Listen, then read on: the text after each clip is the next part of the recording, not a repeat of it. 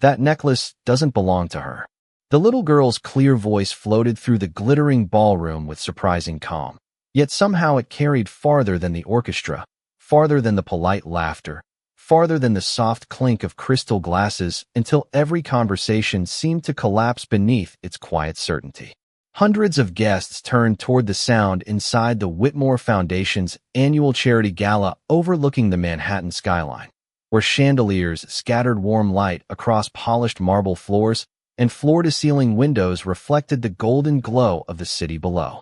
Charles Whitmore, 52 years old, founder of one of America's largest technology companies, had just lifted a champagne flute to thank his guests for another successful year of philanthropy when the words reached him.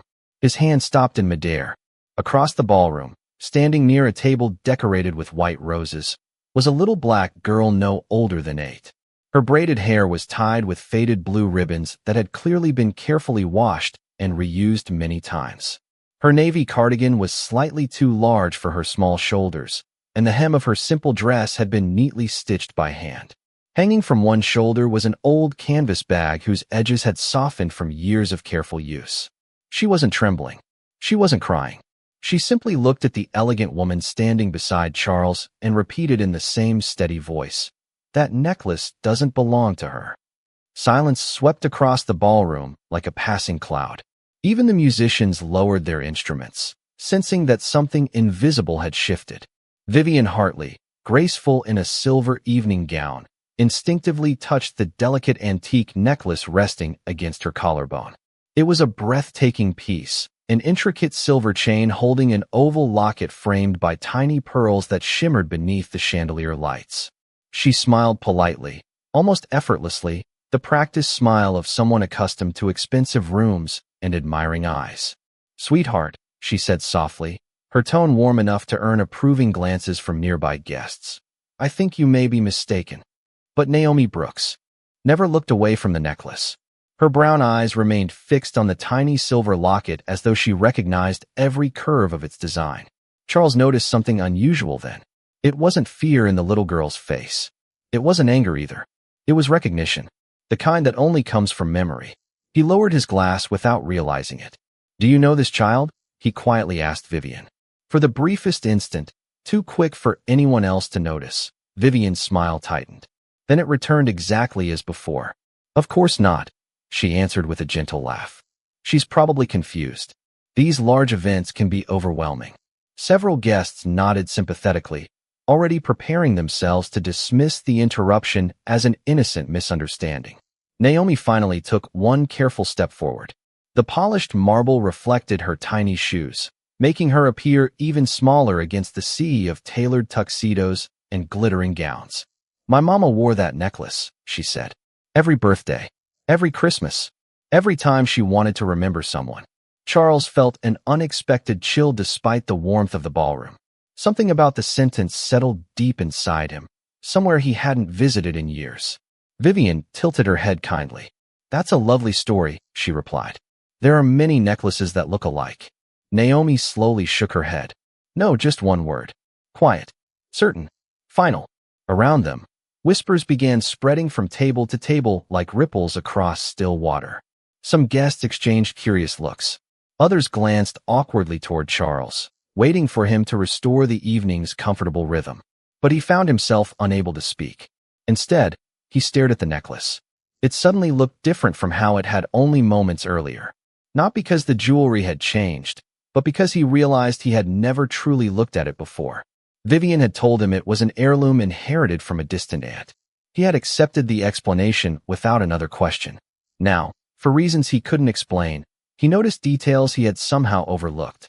The delicate clasp, the tiny engraving hidden beneath the chain, the faint mark near the edge of the locket, almost invisible beneath the ballroom lights. Naomi's eyes followed his. "There's a little scratch behind the silver flower," she whispered. "Mama used to say it happened on a rainy night, when somebody dropped it." Charles blinked. His pulse slowed instead of racing. A memory stirred at the edge of his mind, like an old photograph slowly coming into focus. Rain against a windshield.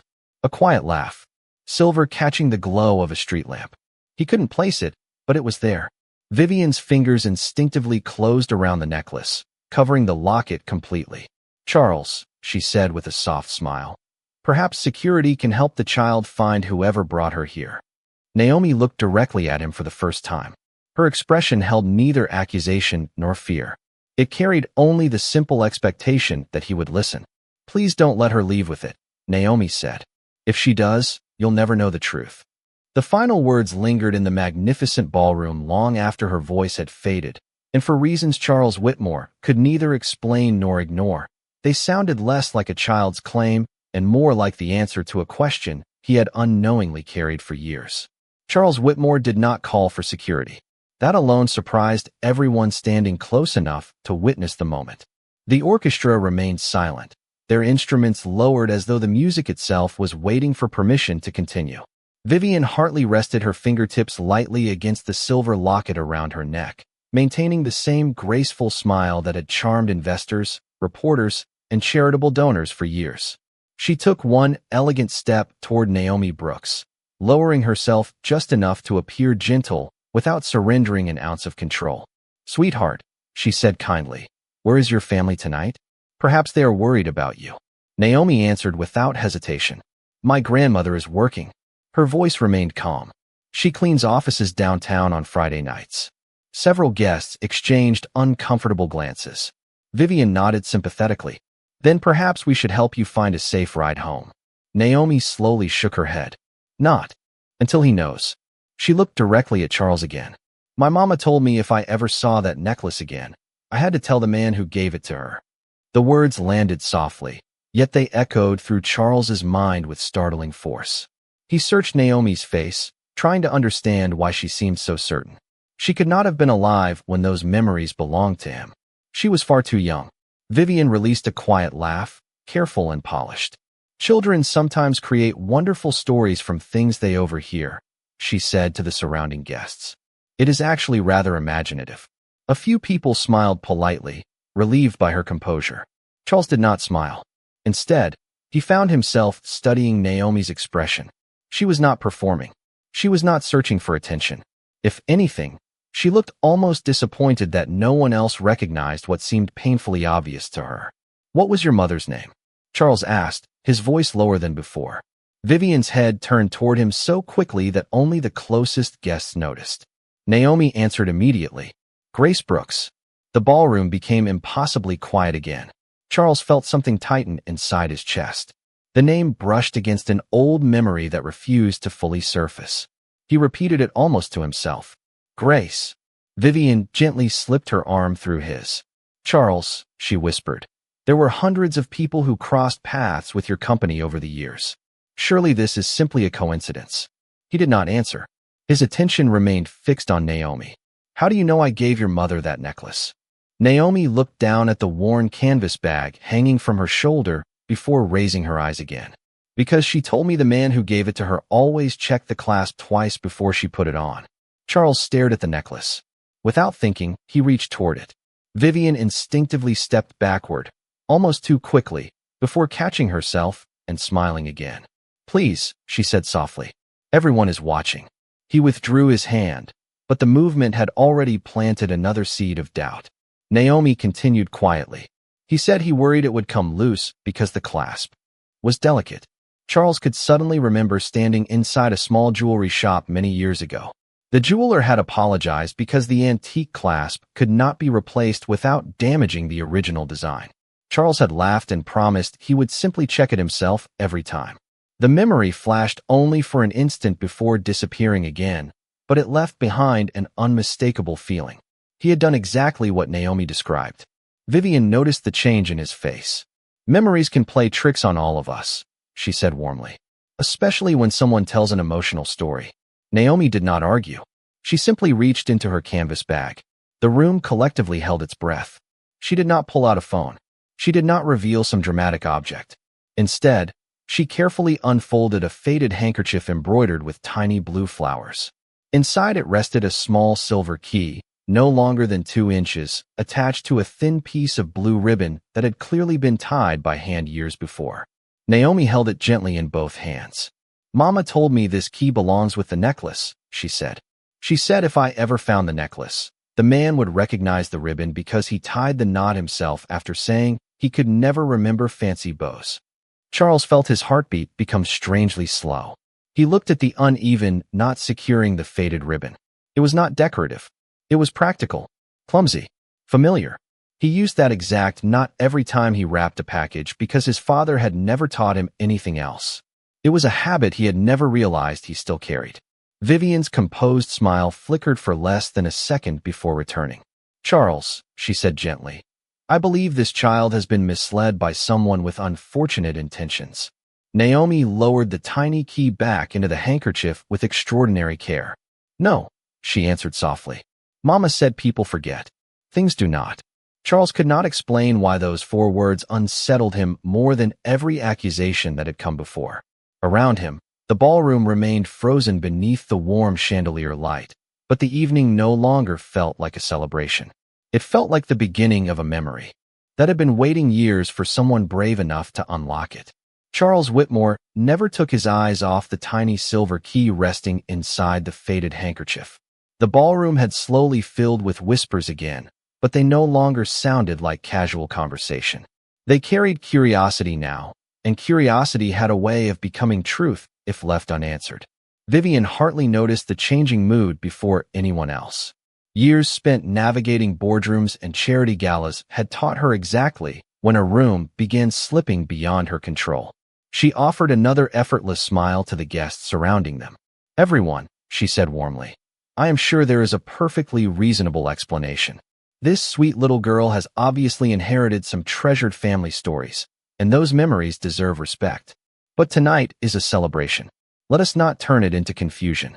A few guests nodded, grateful for the invitation to return to comfort, yet almost no one moved.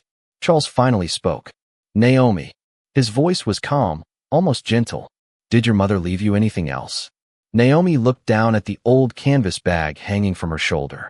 She hesitated for the first time all evening, not because she seemed afraid, but because she appeared to be deciding whether the moment had finally arrived. Carefully, she reached inside and removed a weathered brown envelope. Its edges had softened with age, and the flap had been closed years earlier with ordinary tape that had begun to yellow.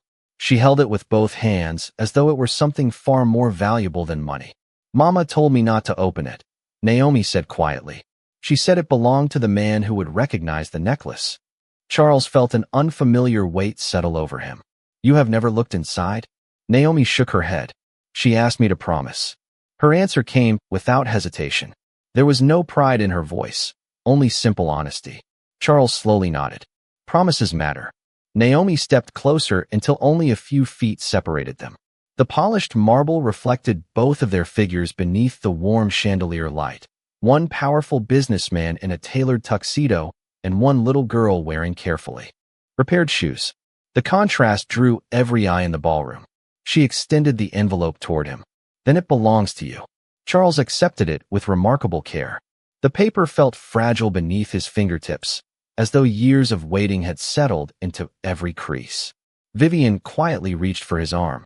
"Charles," she whispered, "perhaps this should wait until another time. There is no need to encourage unnecessary speculation in front of our guests." He glanced at her, but did not answer. Instead, he studied the front of the envelope. Written across it in graceful blue ink were only 5 words. "For Charles, when you are ready." His breath caught. He recognized the handwriting before he consciously admitted it to himself. Grace always wrote her capital letters with gentle curves, and the letter Y leaned slightly to the left because she had once joked that perfection looked too formal. He remembered teasing her about it over coffee on a rainy afternoon many years ago. The memory surfaced so suddenly that he instinctively closed his eyes for a moment. When he opened them again, the ballroom felt strangely distant. "Do you recognize it?" Naomi asked softly. Charles answered with complete honesty. "I think I do." Vivian's smile became noticeably smaller. "Handwriting can resemble many people," she offered with quiet confidence. "Memory is often influenced by emotion." Charles did not disagree, but neither did he stop looking at the envelope. His thumb slowly traced the faded ink. There was another detail. In the lower right corner, Grace had drawn a tiny daisy, no larger than a dime. She had sketched that same flower on birthday cards, grocery lists, and handwritten recipes because daisies had been her favorite flower growing up in rural Georgia. He had forgotten that detail until this very moment. Forgotten, but not erased. Naomi watched his expression change. "Mama said memories sleep," she whispered. She said sometimes they only wake up when they find something familiar. Charles looked at her with quiet astonishment. Those words sounded exactly like Grace. Not identical in wording perhaps, but unmistakable in spirit. Grace had always believed that objects carried stories if someone cared enough to listen. Vivian gently cleared her throat, drawing the attention of nearby guests. "Charles, surely we should continue this somewhere private." Before he could answer, an elderly voice spoke from the edge of the gathering. "Excuse me, sir." Everyone turned. Mrs. Eleanor Hayes, the Whitmore family's longtime house manager, had quietly entered the ballroom after overseeing preparations in another part of the building. Her silver hair was neatly pinned, and her posture remained as dignified as ever despite her years. She looked first at Charles, then at the envelope in his hands, and finally at the necklace around Vivian's neck. Her face became unusually still. "Is something wrong?" Charles asked. Mrs. Hayes hesitated only briefly. "Sir," she replied with careful respect, "I have seen that envelope before." A ripple of surprise spread across the room. Naomi remained silent. Charles slowly turned toward Mrs. Hayes. "Where?" he asked. Mrs. Hayes drew a measured breath. "Many years ago, Miss Grace asked me to keep it safe until she decided the right time had come. But one morning she returned and told me she had changed her mind. She said she would carry it herself because someday it would find the person who needed the truth." The ballroom fell silent once more. Charles lowered his eyes to the worn envelope resting in his hands. For the first time that evening, he realized he was no longer wondering whether Naomi had brought him the truth. He was beginning to wonder why it had taken so many years for the truth to find him. Mrs. Eleanor Hayes's quiet admission lingered in the ballroom like the final note of an unfinished song. No one reached for another glass. No one returned to their conversations. Even beyond the towering windows, the shimmering lights of Manhattan seemed strangely distant compared to the silence surrounding the four people standing beneath the chandeliers. Charles Whitmore looked from the weathered envelope in his hands to Mrs. Hayes, whose calm expression had rarely changed during the 3 decades she had faithfully served his family. If she had spoken, she had done so because she believed every word. "You never mentioned this before," Charles said gently.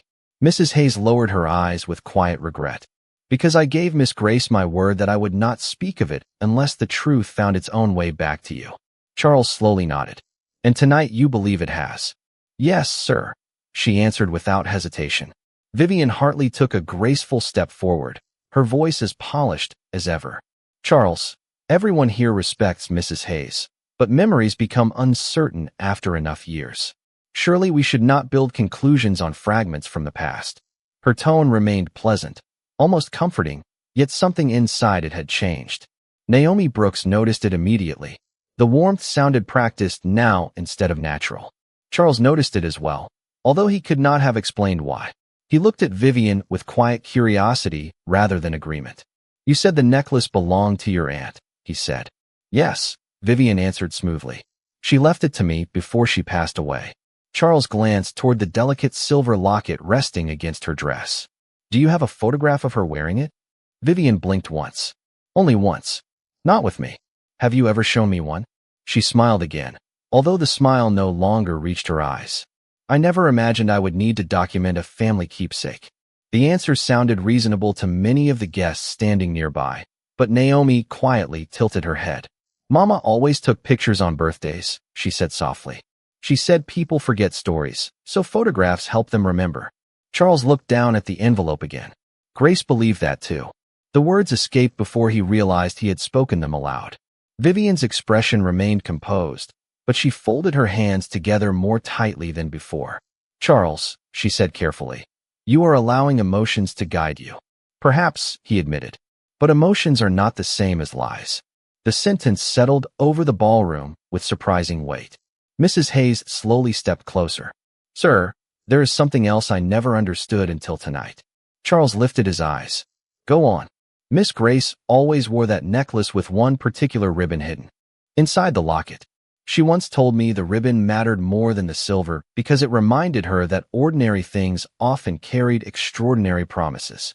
Naomi's eyes brightened. Blue, she whispered. Mrs. Hayes turned toward the little girl. Yes.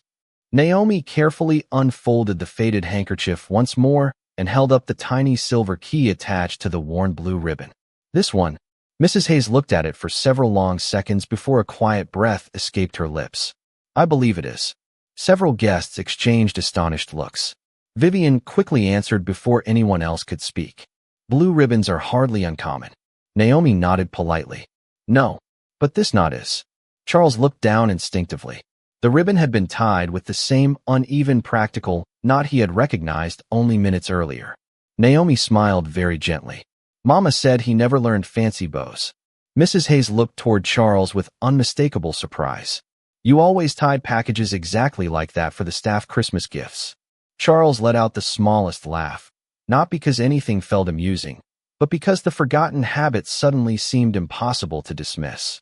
He remembered employees teasing him every December because every ribbon looked slightly crooked while every handwritten card inside was perfectly neat. He had never changed. Vivian sensed the room drifting farther away from her careful explanations. Charles, she said softly. Surely you are not allowing coincidence to replace reason. He remained silent for several moments before finally asking the question that had quietly formed in his mind. If the necklace truly belonged to your aunt, why have you never opened the locket in front of me? Vivian's fingers instinctively rested over the silver oval again. Because it is private. You told me it was empty. Another brief silence followed. I believed it was. Naomi looked at the necklace with quiet certainty. It is not empty. Nobody spoke. The orchestra remained perfectly still. The distant city lights shimmered beyond the glass walls while every guest waited for someone else to breathe first. Charles looked at Vivian, not with anger, but with the patient expression of a man who had suddenly realized he had accepted too many answers without asking enough questions. Then he turned toward Naomi. How do you know what is inside? Naomi lowered her eyes for only a moment before looking back at him. Because Mama told me the necklace keeps a promise.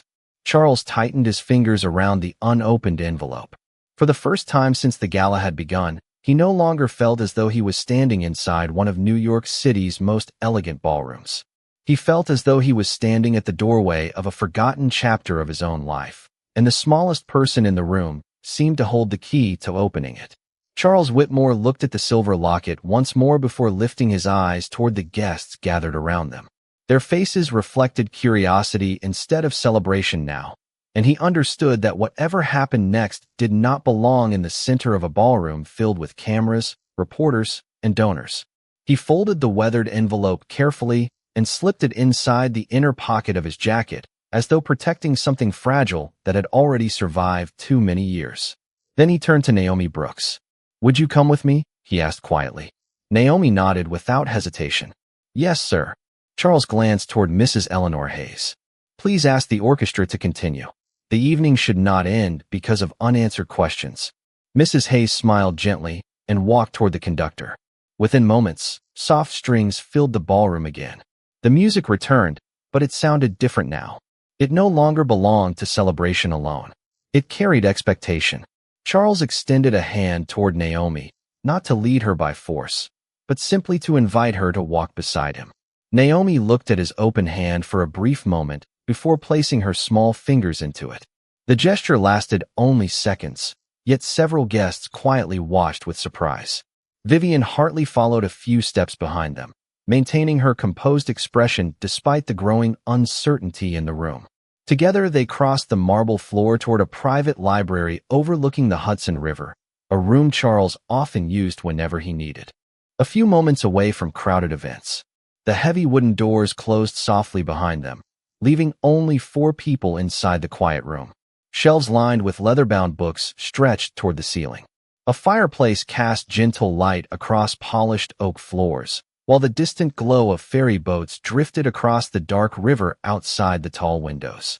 Charles waited until the silence settled before speaking. No reporters, no guests, no audience. He looked first at Naomi, then at Vivian. Only the truth. Vivian folded her hands calmly. I have nothing to hide. Charles nodded. Then we begin with something simple. He turned toward Naomi. Tell me about your mother. Naomi sat carefully on the edge of a small armchair, without leaning back. Her canvas bag rested beside her feet. Mama worked at a bookstore before she became sick, she said softly.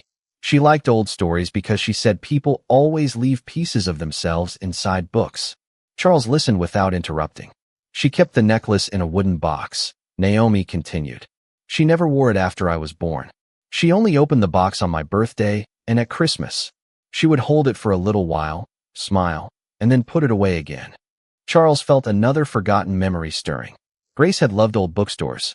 She had once spent an entire Saturday searching for a first-edition novel simply because she liked the smell of old paper. He remembered teasing her that she cared more about books than expensive jewelry. She had laughed and answered that jewelry could shine, but stories could live forever. Vivian gently crossed one leg over the other. Interesting memories, she said pleasantly, but they still do not explain how Grace could have owned this necklace. Naomi looked toward her with surprising calm. Mama never said she owned it. Vivian frowned almost imperceptibly. Then what did she say? She said she was trusted to keep it safe until it found its way home. The sentence settled quietly inside the library.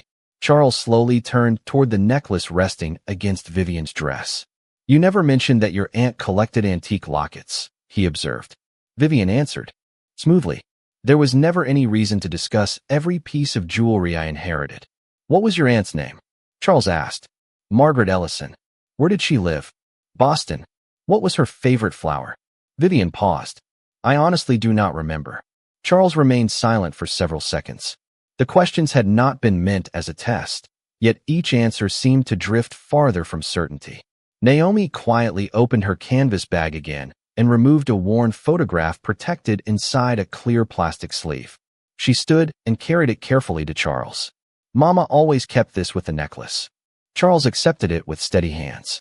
The photograph showed a younger Grace standing beneath a large oak tree in early autumn.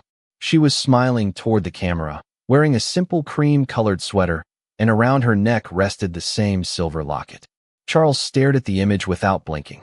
Then his eyes slowly moved toward the background. Parked behind Grace was an old dark blue pickup truck with a small university parking decal on the windshield. Charles recognized it instantly. It had been his truck during graduate school. He remembered buying it with money saved from 2 summer jobs. He remembered the dent near the front bumper that had never been repaired. Most of all, he remembered who had taken that photograph. I took this picture, he whispered. Naomi did not answer because she already knew. Charles looked up at her with quiet disbelief.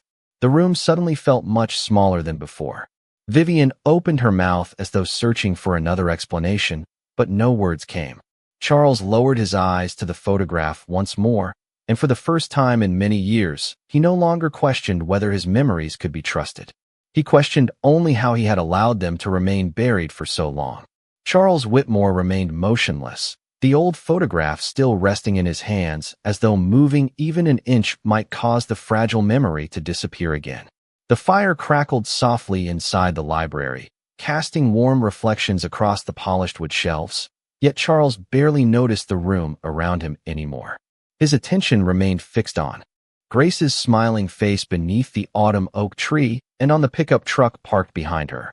It was impossible to mistake either one.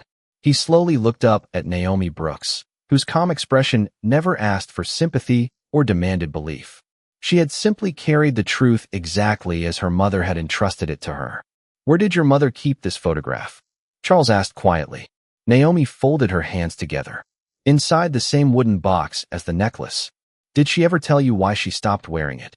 Naomi nodded. She said some promises become too heavy to wear every day, but that did not mean they should ever be forgotten. Charles closed his eyes for a brief moment. That sounded exactly like Grace. She had always found simple words for complicated feelings. Vivian Hartley remained standing near the fireplace, maintaining perfect posture even as the room continued slipping beyond her control. Charles, she said gently, old photographs prove that you knew Grace. They do not explain how this necklace reached me. Charles opened his eyes again. Then explain it. Vivian answered without hesitation. My aunt purchased it from an estate sale many years ago. Which estate? Charles asked. I do not remember. What year? I cannot recall. Charles did not raise his voice. If anything, It became quieter. You remember inheriting the necklace, but not where your aunt obtained something she supposedly treasured enough to leave you. Vivian hesitated. It never seemed important before tonight. Naomi looked toward Charles before speaking. Mama said people who tell the truth usually remember the little things because they actually live them. Silence followed. Vivian offered no reply. Charles slowly placed the photograph on the desk beside the weathered envelope. "Mrs. Hayes," he called. Within seconds, the longtime house manager gently opened the library door. "Yes, sir. Would you please bring the mahogany keepsake box from the family archive upstairs? The one labeled personal correspondence." Mrs. Hayes looked surprised. "You still have it?" Charles gave a small nod. "I almost forgot." Mrs. Hayes quietly left the room. Vivian looked toward him with careful curiosity. "What is inside?" Charles answered honestly. "I do not remember anymore." Naomi smiled faintly. "Maybe your memories do." Nearly 10 minutes passed in thoughtful silence. Beyond the tall windows, ferries glided across the Hudson River while the lights of lower Manhattan shimmered against the dark water.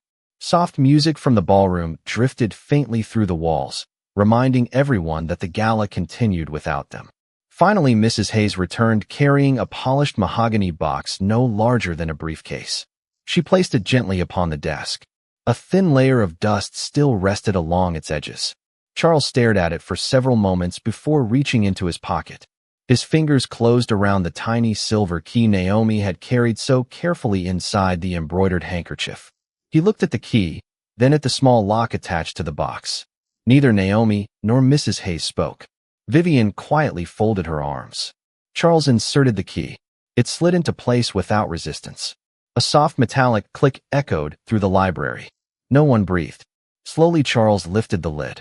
Inside lay neatly bundled letters tied with faded blue ribbon, several photographs, a pressed daisy between 2 sheets of wax paper, and an empty velvet jewelry pouch shaped exactly for the silver necklace Vivian was wearing.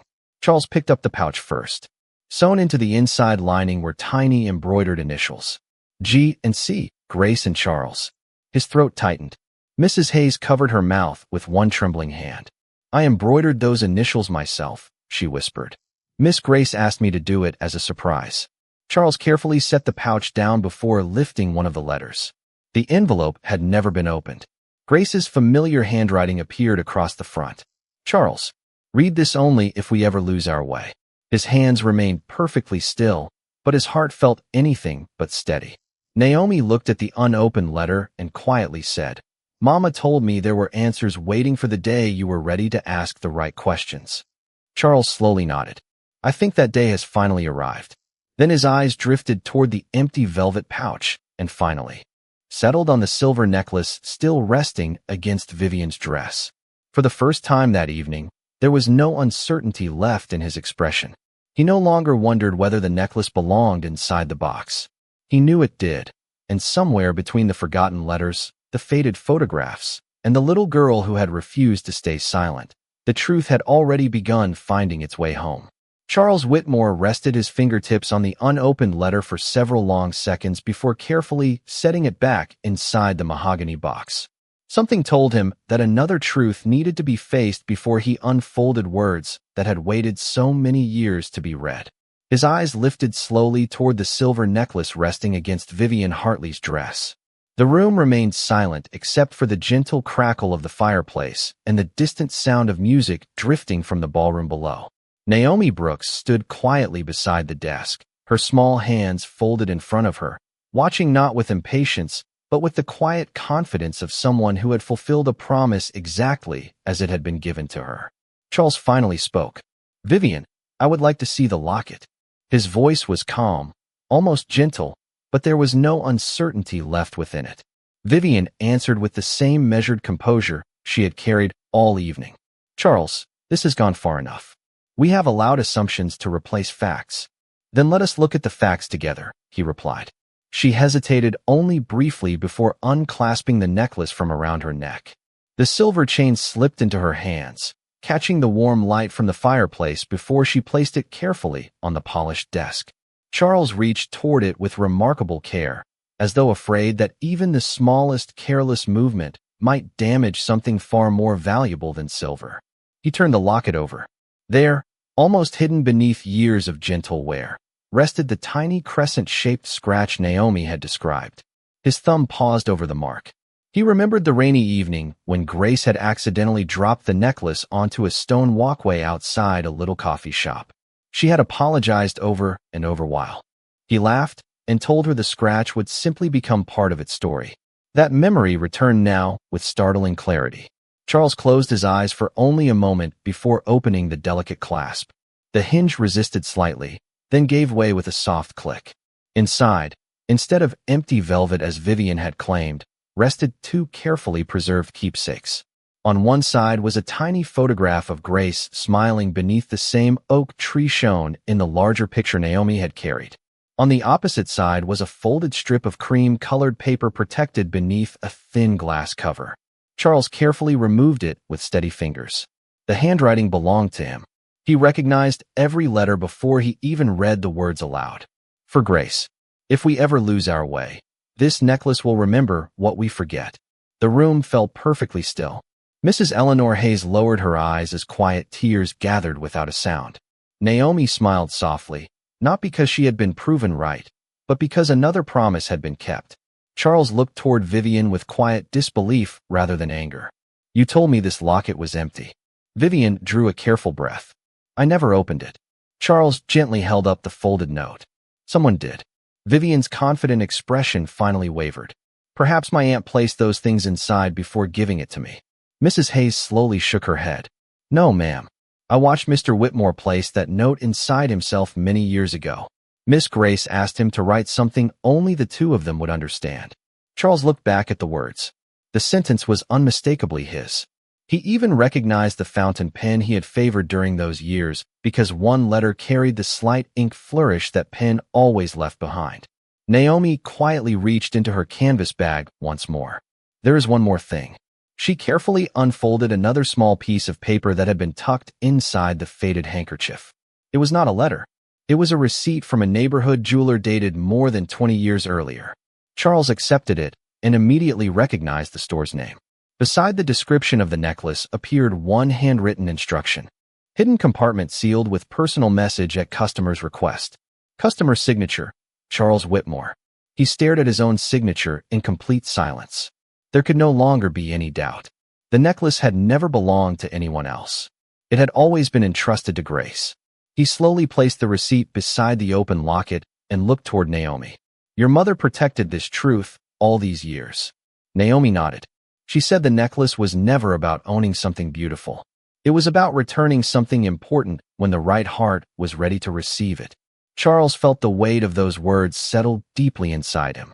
Around him the library remained warm and peaceful, yet everything had changed. The silver necklace no longer looked like an elegant piece of jewelry resting upon the desk. It had become a bridge stretching across decades of forgotten memories, unfinished promises, and quiet faith.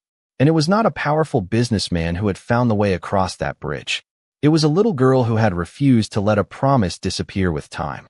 Charles Whitmore stood in complete silence, the open locket resting gently in his palm, while the tiny photograph of Grace and the folded note lay upon the polished desk beside the old jeweler's receipt. The quiet library no longer felt like a room inside a Manhattan skyscraper.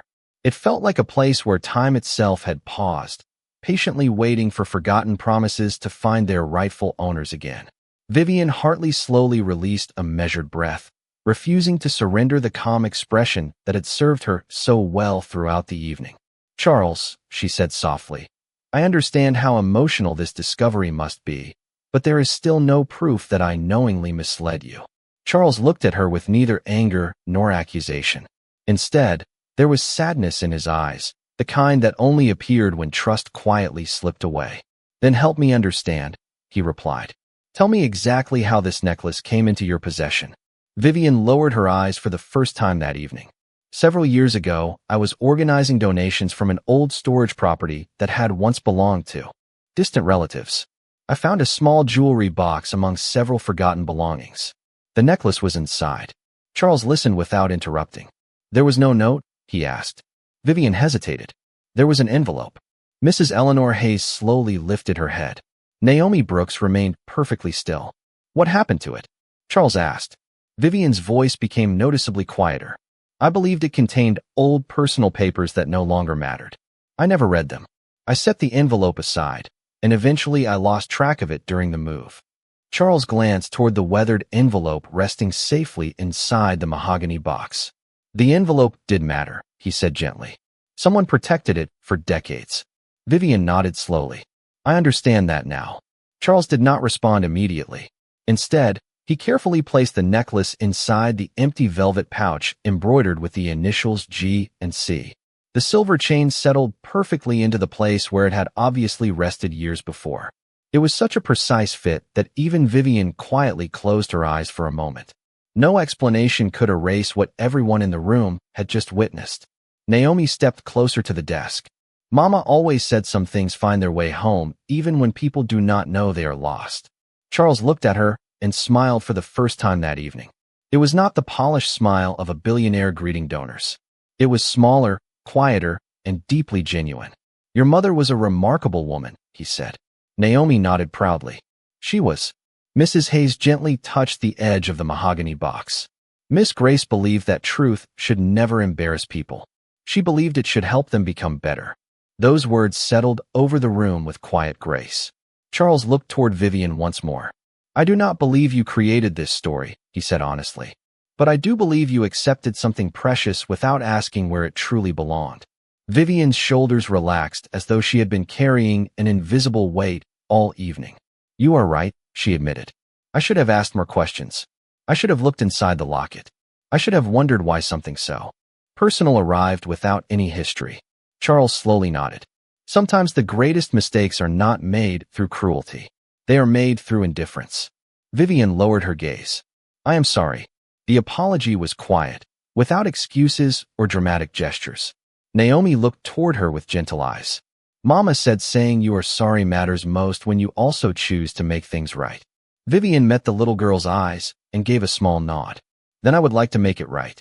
Charles carefully closed the mahogany box, leaving the unopened letter resting safely inside beside the necklace that had finally returned to its proper place. He slipped the tiny silver key into Naomi's hand. She looked down in surprise. This belongs to you now, Charles said. Naomi slowly closed her fingers around it. Mama told me it belonged with the truth. Charles smiled softly. And tonight you delivered both. Outside the library windows, the lights of New York reflected across the Hudson River in long ribbons of gold and silver. Inside, the fire continued burning quietly, filling the room with gentle warmth. Nothing had changed about the city beyond the glass. The gala still continued below. Music still echoed through the elegant halls. Yet for everyone inside the library, the evening had become something far greater than a charity celebration. A forgotten promise had been honored. A treasured memory had been restored. And the smallest voice in the building had reminded every adult in the room that the truth does not become less valuable simply because it waits patiently to be discovered. Charles Whitmore stood before the library doors for a long moment before opening them again. The music from the ballroom flowed back into the quiet hallway, warm and elegant, as though the evening had never been interrupted. Yet everyone who stepped out of that room knew that nothing was the same anymore. Charles carried the mahogany keepsake box himself. Naomi Brooks walked beside him with the tiny silver key resting safely inside her small hand. Mrs. Eleanor Hayes followed with quiet dignity, while Vivian Hartley remained a respectful distance behind them. As the doors to the ballroom opened, conversations slowly faded once again. Hundreds of guests turned toward the returning group. The orchestra gently lowered its volume until only the soft notes of a piano floated through the room. Charles walked to the center of the ballroom and looked across the familiar faces of business leaders, educators, community partners, and friends who had gathered to celebrate generosity. For years they had listened to him speak about innovation, opportunity, and leadership. Tonight, however, his voice carried something different. Thank you all for your patience, he began quietly. This evening reminded me that success means very little if we stop asking where truth belongs. The room remained perfectly silent. Charles rested the mahogany box upon a nearby table and carefully lifted the silver necklace from its velvet pouch. The chandelier light danced across the polished silver exactly as it had years before. This necklace was never lost, he continued. Only its story was. He looked toward Naomi with unmistakable gratitude. And the person who helped return that story to me is standing right here. Every eye in the ballroom turned toward the little girl in the navy cardigan and carefully repaired shoes. Naomi lowered her head slightly, suddenly uncomfortable with so much attention. Charles smiled gently. She asked for nothing. She demanded nothing. She simply honored a promise her mother entrusted to her. Mrs. Hayes quietly wiped away a tear. Several guests smiled with quiet admiration. Others lowered their eyes, reflecting on how easily they had dismissed Naomi only an hour earlier. Charles turned toward Vivian. She stepped forward on her own without hesitation. "I would like to say something as well," she said softly. Charles nodded. Vivian looked first at Naomi before addressing the room. "Sometimes we make mistakes not because we intend to hurt someone, but because we fail to ask the questions that matter. I accepted something precious without understanding its history, and for that I am truly sorry." Naomi listened carefully before giving a small nod. "Mama said people become stronger when they tell the truth before someone forces them to." A gentle smile appeared on Vivian's face, touched by equal parts humility and relief. "Your mother was very wise." Charles then looked back toward the guests. "Tonight, our foundation gathered to celebrate giving. I cannot imagine a greater example of generosity than a child who protected another person's memories for years without expecting anything in return." He carefully placed the necklace back inside the velvet pouch embroidered with the initials G and C before closing the mahogany box once more. "This box will remain in my family archive exactly as Grace intended, and every document inside it will be preserved with the respect it deserves." He paused before looking at Naomi again. "But one thing should not remain in a box." Naomi tilted her head curiously. Charles knelt until they were eye level. "Your mother believed stories should live," he said. "Would you allow me to help make sure her story is never forgotten?" Naomi's eyes filled with quiet emotion, but her smile remained steady. "She would like that." Charles reached into his jacket pocket and carefully removed the unopened letter addressed to him. He looked at it for a brief moment before placing it back inside the mahogany box without breaking the seal. Mrs. Hayes looked at him with gentle surprise. Charles smiled. "Some letters arrive exactly when they should. Tonight, Grace already gave me the answer I needed. The rest can wait until I have earned the privilege of reading her final words." Naomi looked at the unopened envelope and then back at Charles. "Mama always said the right ending begins with the right beginning." Charles nodded slowly. "Then tonight is not the ending." He stood and offered Naomi his hand once more. This time she accepted it without hesitation. Together they walked toward the ballroom windows where the lights of New York stretched endlessly into the night, reflecting across the Hudson River like countless small promises waiting to be kept. Around them, conversations gradually returned, but they carried a different spirit now. Guests spoke more softly. Smiles came more easily. No one seemed interested in wealth or influence anymore. Instead, they remembered the quiet courage of one little girl who had walked into a room full of powerful adults carrying nothing more than an old canvas bag, a faded handkerchief, a tiny silver key, and the determination to keep her mother's promise. Charles watched the city beyond the glass and realized that fortunes could build towers, but only kindness could rebuild forgotten bridges. And on that unforgettable evening, the greatest gift exchanged beneath the glittering chandeliers was never the necklace itself. It was the simple truth that when even the smallest voice is heard with an open heart, long-forgotten promises can finally find their way home.